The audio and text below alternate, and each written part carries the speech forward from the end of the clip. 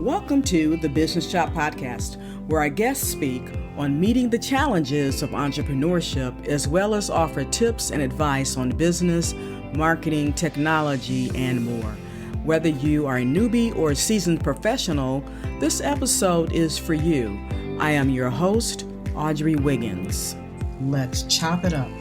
And hello, Chop Squad. Audrey Wiggins here, and I'm excited as usual for our guest today. Miss Tanisha Taylor is going to be with us. Her mission involves solving financial literacy. So pay close attention and maybe grab a friend. It's going to get deep. All right. So Tanisha Taylor is an author, a life coach, inspirational speaker, and entrepreneur who works with young adults to help them create the life they want with their finances, finding purpose in faith, happiness in family, relationships, and achieving fulfillment in fitness and nutrition goals without the fear of failure. And for those of you who are only listening to the podcast, she's over here making all of these motions.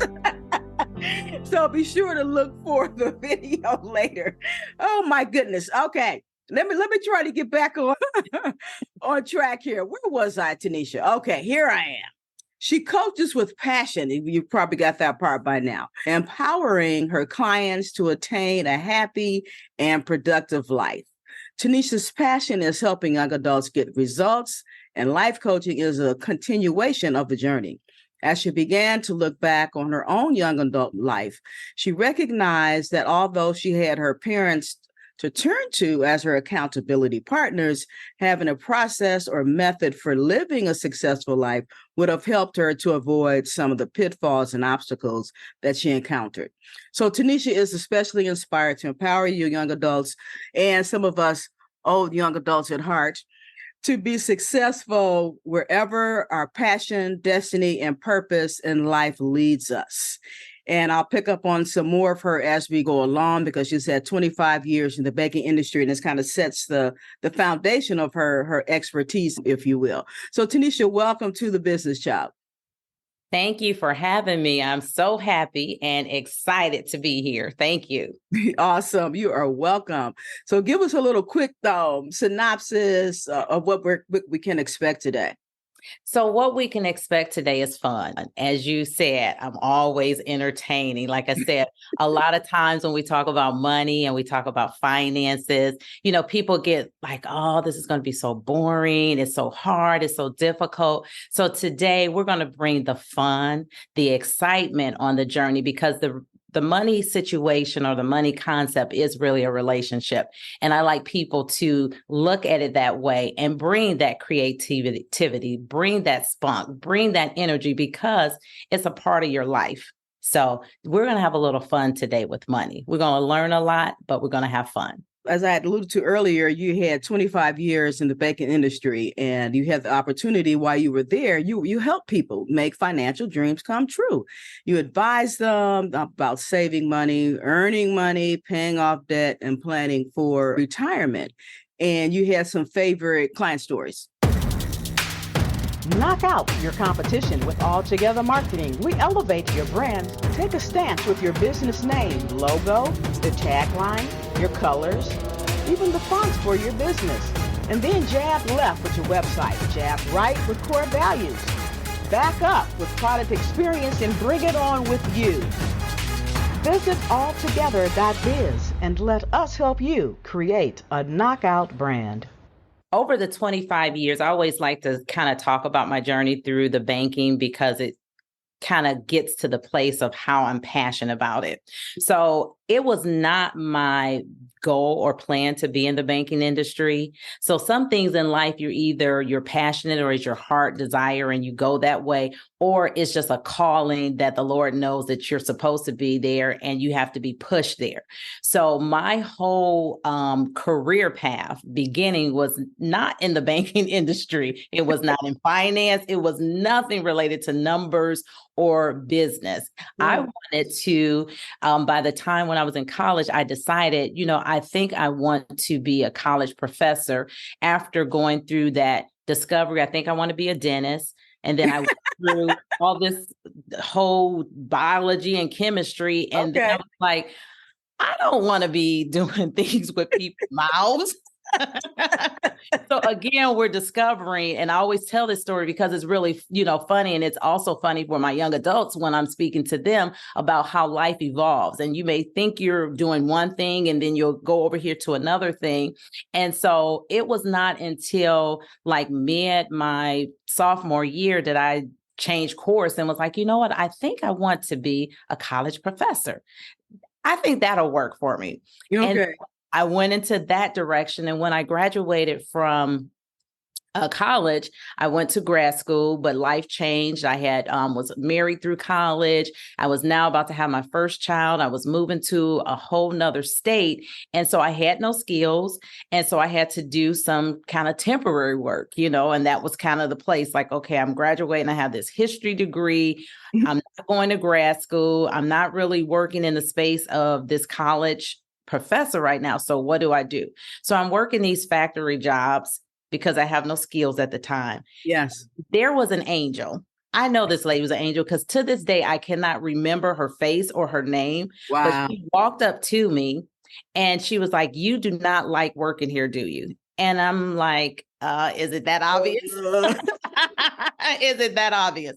And she said, "Here is my name. I want you to go to," I was in Atlanta, Georgia. At the time, it was called Trust Company Bank. Now it's SunTrust. Okay. Put my name on an application, and this is where you need to start your career. Oh, and wow. So I'm like, I did not like the place that I was at. So I'm like, well, hey, I don't know anything about banking.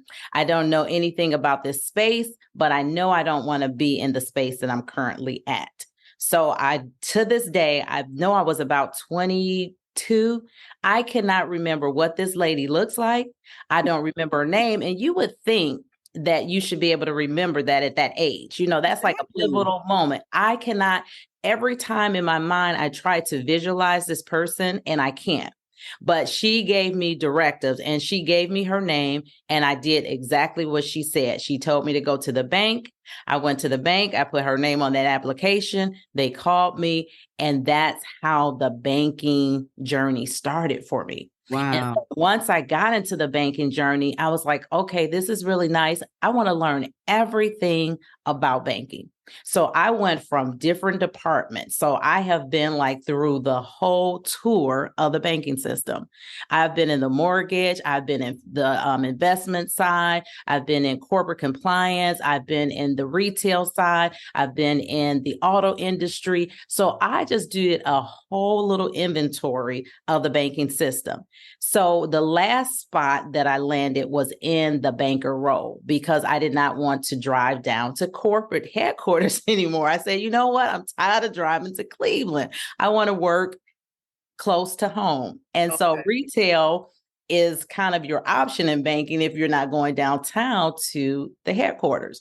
So I said, you know what? I'm going to just take a branch retail job.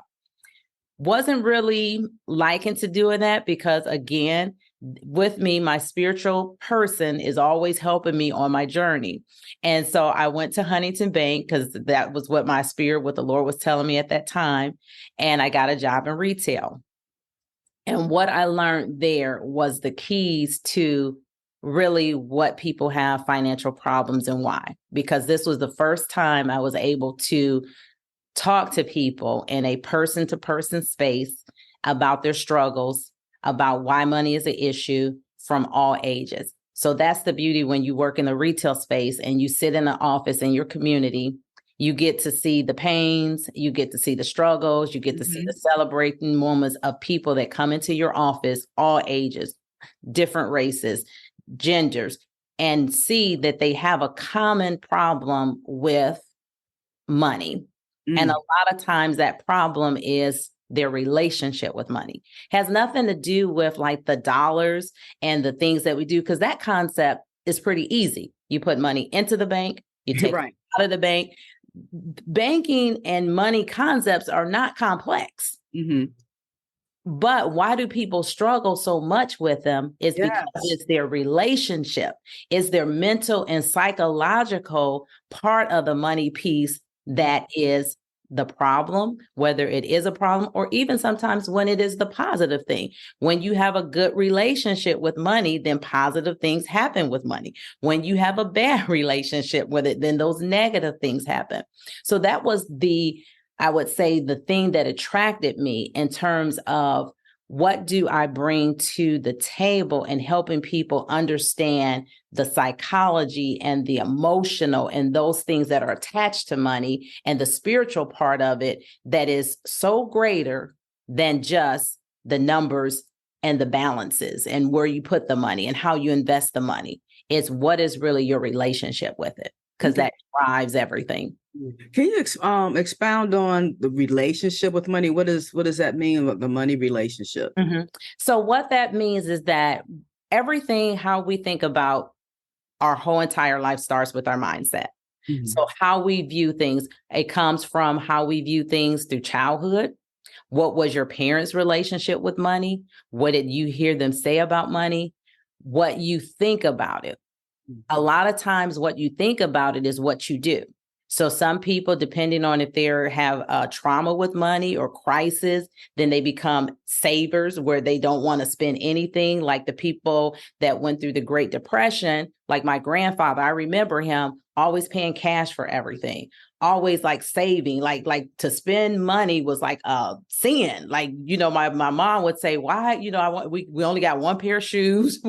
Because they went through a traumatic situation that caused that relationship with money, is that we have to save it. We have to be very careful. Then we go into other generations and we can see different things, like, oh, saving, that's, we buy what we want. We worry about that later. We run up credit, debt, those things. And so that whole relationship piece is how you put your value systems, your thinking processes with it. It has emotions. So when you have a situation with money, it can make you happy. It can make you sad.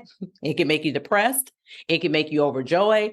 It has all the things that are part of a relationship. When you're in a human relationship with someone, they can bring happiness to your life. They can bring sadness. They can bring depression. They can bring anxiety.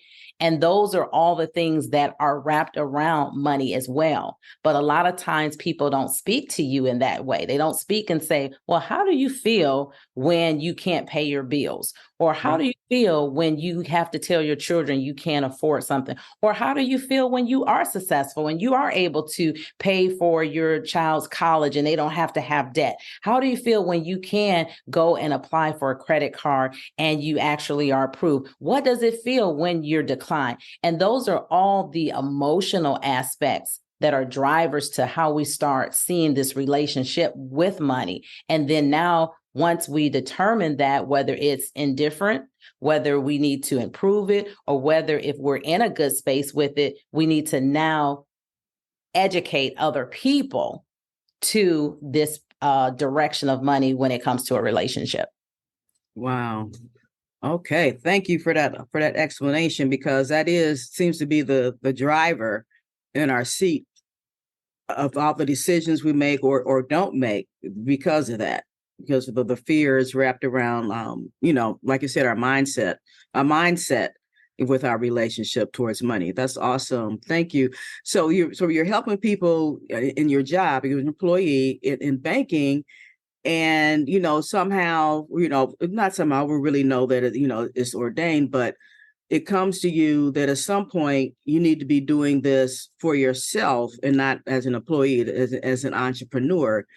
And one thing I like about you is I beginning to read your bio and getting to know you. Just like you said, when you went into the banking industry, you do nothing. And so you want to learn everything. You work every department. So now you want to be a coach. So tell us what you did with that.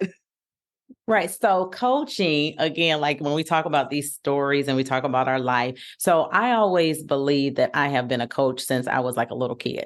I don't think that you just grow up. It's like all these things are born with you, like your gifts, your abilities, your talents, and then they just peak at certain times in your life that you're like, oh, I've been doing that since I was 3. I've been doing that since I was this age.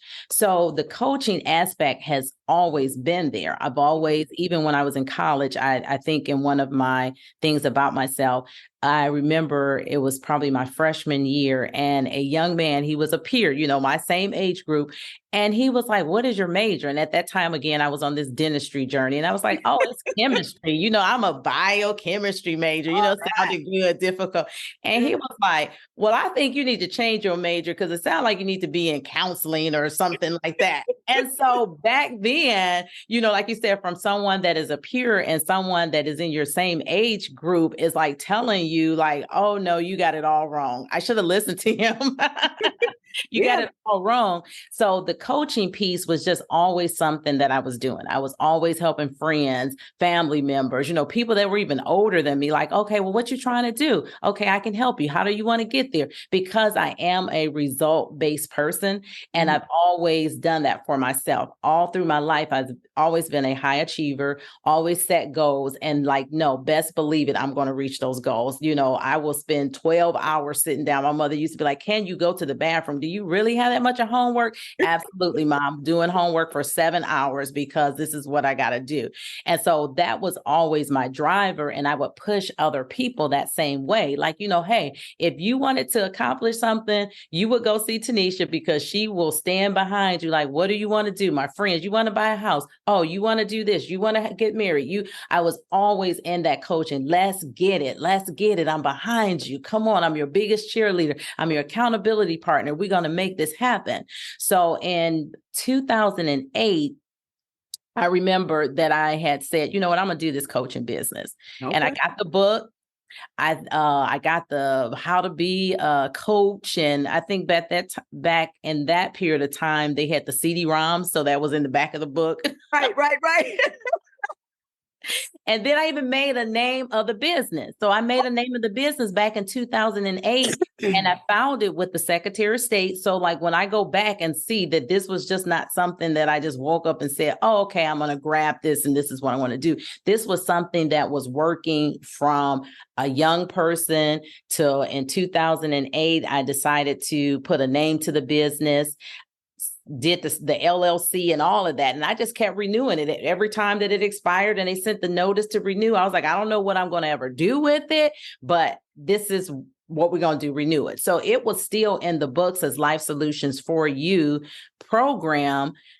But when I went through the coaching model after, I said, "You know what? I can do this for myself." Again, I had another spiritual moment where I was like, "Okay, I'm at this point of time. I've been in the banking industry for 27 years. And now what do I do next?" And the next was to be the entrepreneur. Okay, I'm going to leave this whole system. Okay. And I'm going to go over here to this other system. And I'm going to build this thing. I'm going to actually do all the things that I've learned in my career space. And I'm going to take all the knowledge, all the wisdom, all the trial and errors, and I'm going to bring this into my own business line. Going through the coaching program, once I spoke to other people that were my mentors, helping me through the process, the name that I had was not the name that they wanted me to use because they wanted me to brand myself. So that's how Tanisha Taylor Coaching came about. They were like, "You have to be an identity in it's yourself and not just this system name." And so in 2008, I didn't know that. I just knew that, hey, Life Solutions is what I wanted to bring to people. So let's make it Life Solutions for You LLC. Right. So we went through that process of like, okay, how do we brand this so that you can still do that? You can still have programs around that, but the actual branding of who you are is this Tanisha Taylor Coaching. And so I think it was just everything from what I did as a young person with family and friends, what I did in the financial space of coaching people and helping, all of it just start coming together. And it was just a set time in 2022 to start everything. That was just the beginning of everything that was still in place, but now it's almost like bringing it now to reality. There were ideals, there was processes, there were systems, but now this is the time to actually put it into place. And so that's how we are here. And a year later, this thing is moving, is growing, is developing. And young adults were what would I say, a passion for me, because I've seen so many young adults struggle, or so many young adults in life struggle because either they didn't listen to their parents, they didn't listen to their pastors, they didn't listen to family members, and they would have a lot of mistakes. And I always told people is that if you have resources and tools, then you can avoid a lot of things, and you don't have to be later in life suffering the consequences of just not listening. And so this whole program around young adults is to give them the foundation so that they can be powerful, so that they can be impactful, so that they can learn the things foundational wise, so that they can be successful. And sometimes it doesn't come from the voice of a parent or voice of a teacher. Sometimes it has to come from a coach or someone outside of that circle of influence that they close a deaf ear to. So the coaching road now allows to give another voice for a parent, another voice for teachers, administrators that can speak life into them, give them resources and directions and accountability so that they can have a better end. Awesome. And so what are some of those topics that you coach on?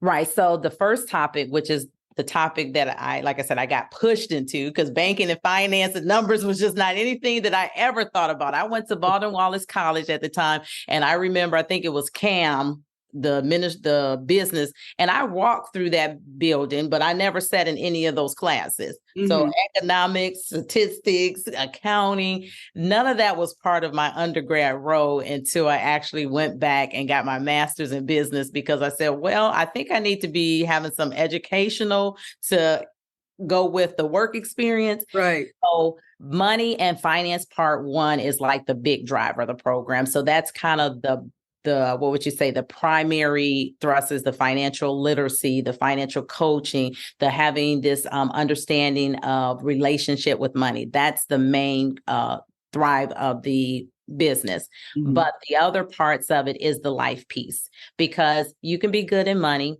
and you can get all of that together, but your life is more than just money or finances. Correct. So the other components is growing your faith.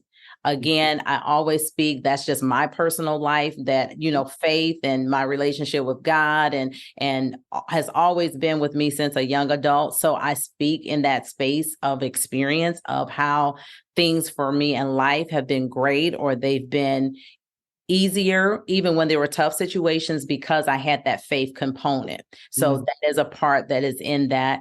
The second is the family relationship. So we talk a lot about that because everyone is part of a family, and that's where you understand how to be in relationship.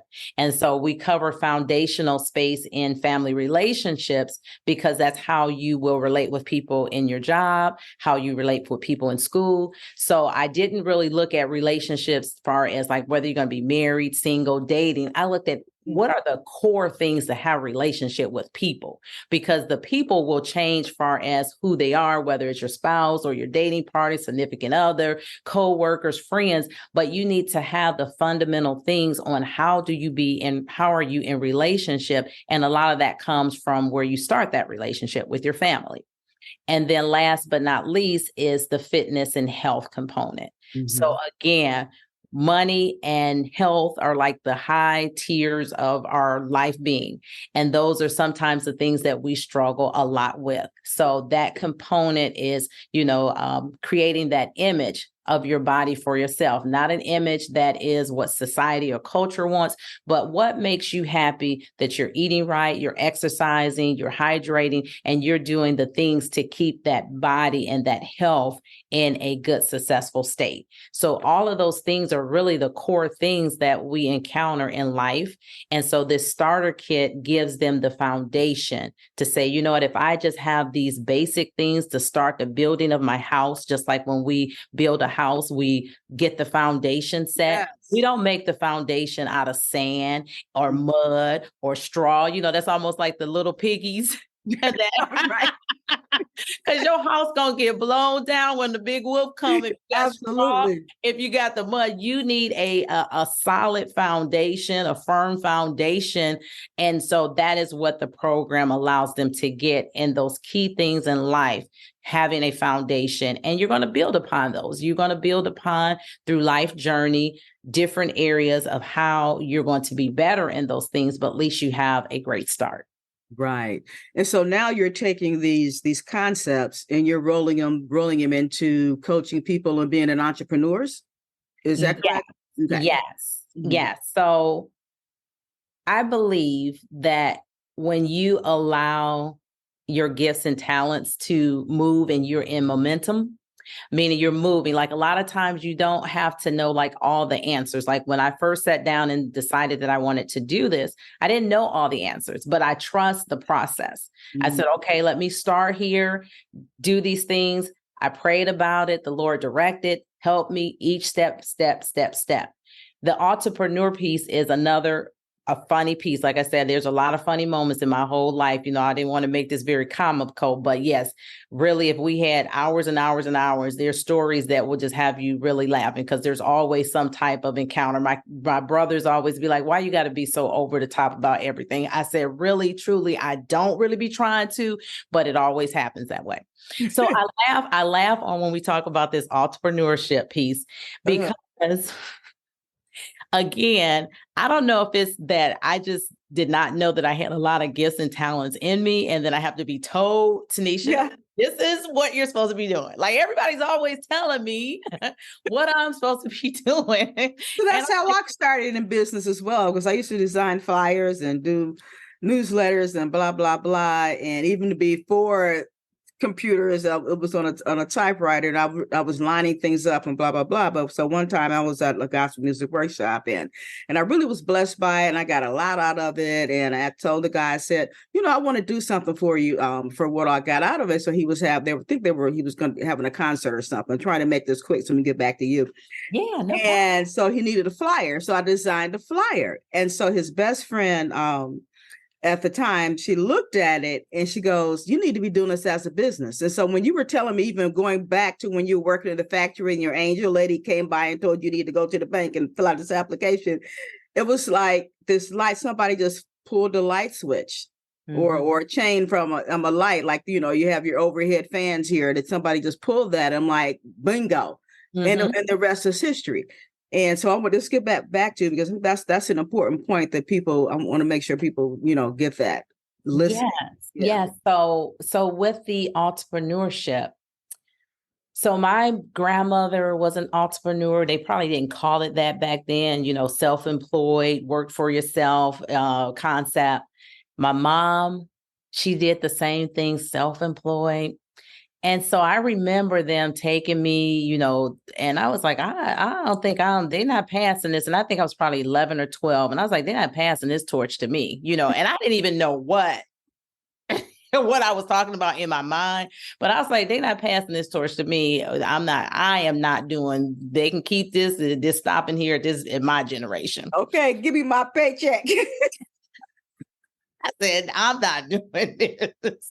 And so again, that's another funny part of I in my mind is the same way that I will go hard for things. If I don't supposed to do something or I feel that I'm just as stubborn in that same vein. So I was just like, I am going to college and I'm going to have a career. And that's what I did. Yeah. And then my daughter, now she's 27, and she was telling me what she wanted to do. And I was like, no, you gotta do that like a business. You can't do that. You'll never make money just doing that as an employee. We got to make that into a business. So I helped her make her ideal into a business. And now she's in her 4th year.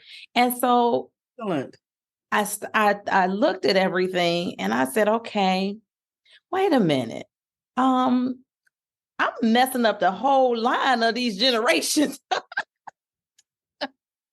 And I said, then people start asking me about business. And it was just like, I'm looking at my website and I'm like, do I have anything on there about I help entrepreneurs or I help business? No. No. And people were calling me asking, can I speak? can I be a part of a conference? And I was like, where are they getting this information from? Everything was people reaching out to me about entrepreneurship. I don't know if it's because I said I was doing finance, but I still did not say that in the vein that I help people with the business aspect. And so a funny part, and I can't because it'll be too long to tell this story, so I'll just make it as short as possible. Okay. So I was a part of the Power Brand Expo. That was the first entrepreneur type conference. I had all of my life solutions, young adult stuff. I had the banners up, everything. And I never spent a moment at the table because it was not even part of what the program was about. The program was about entrepreneurship. So I am speaking as on a panel about business.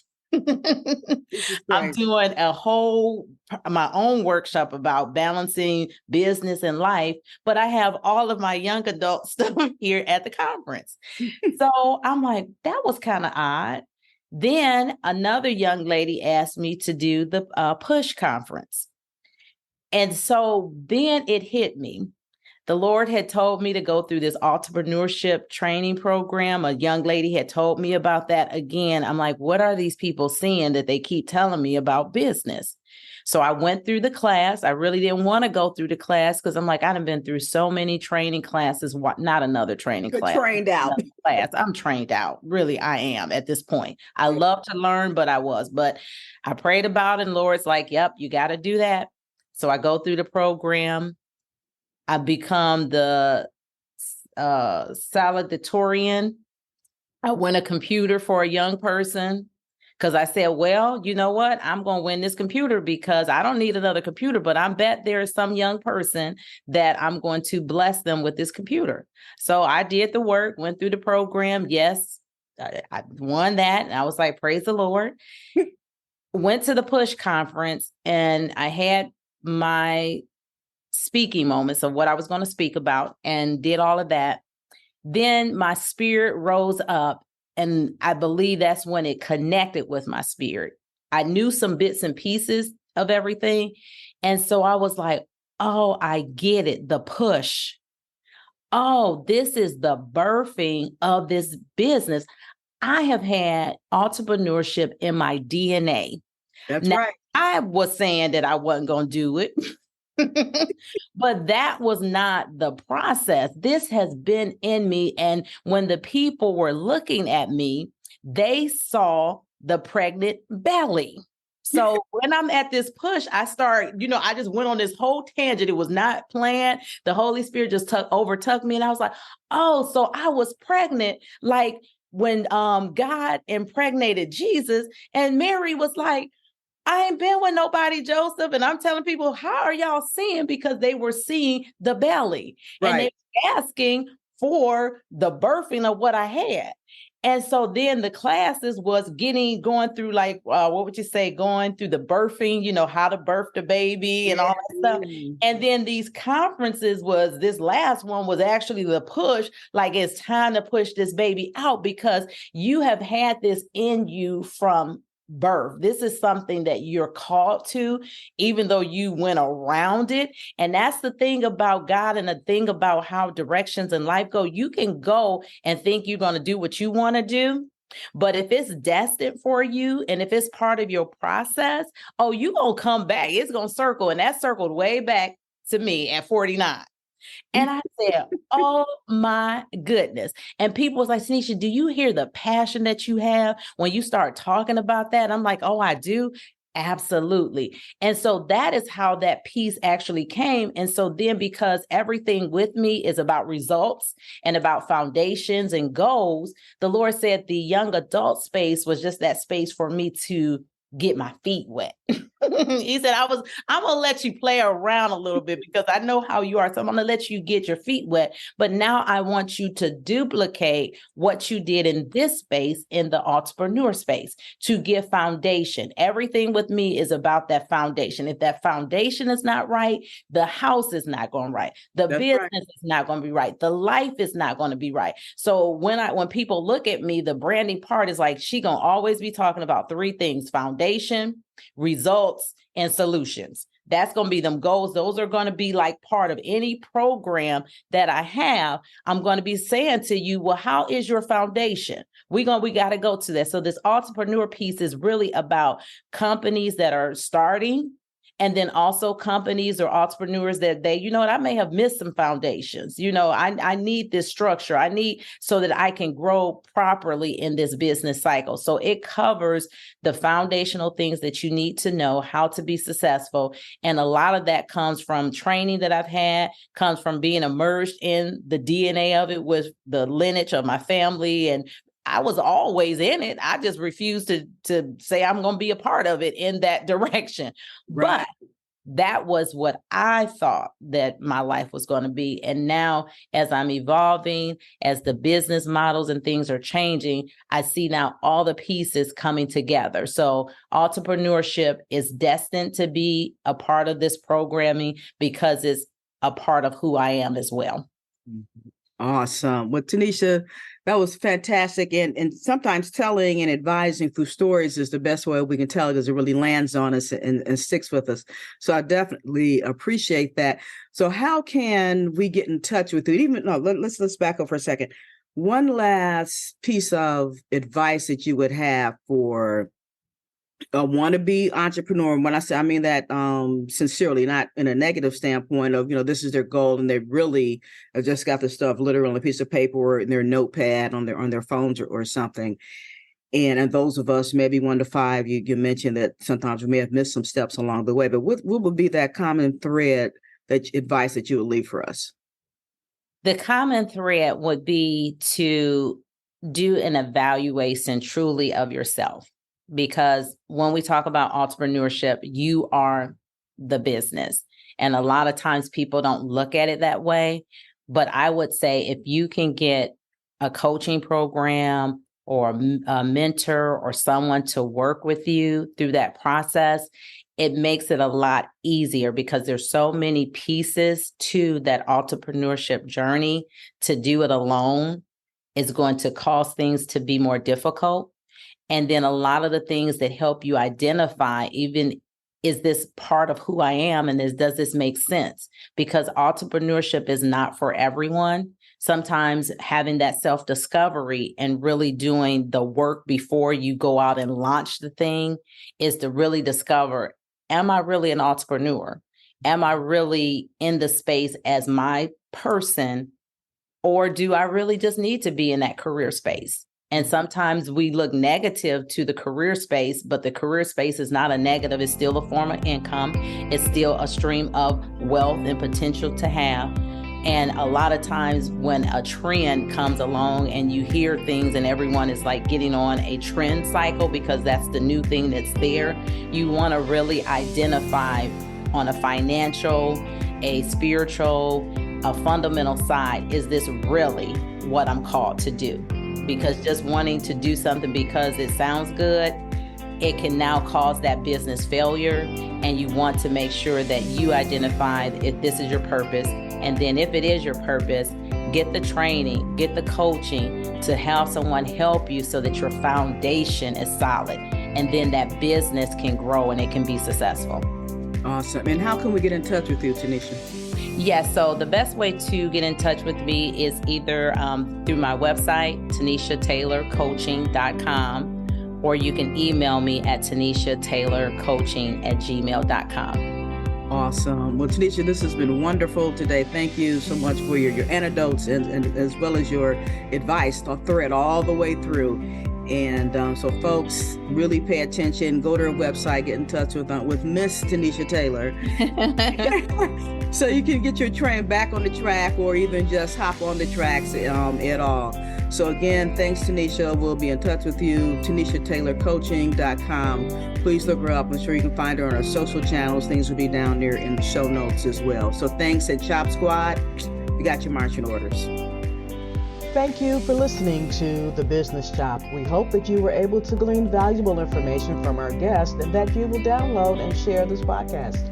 Your rating and review is much appreciated. To go deeper with our guests, please visit their website and social channels. To learn more about us, please visit businesschop.info or altogether.biz, where we will help you expand your brand.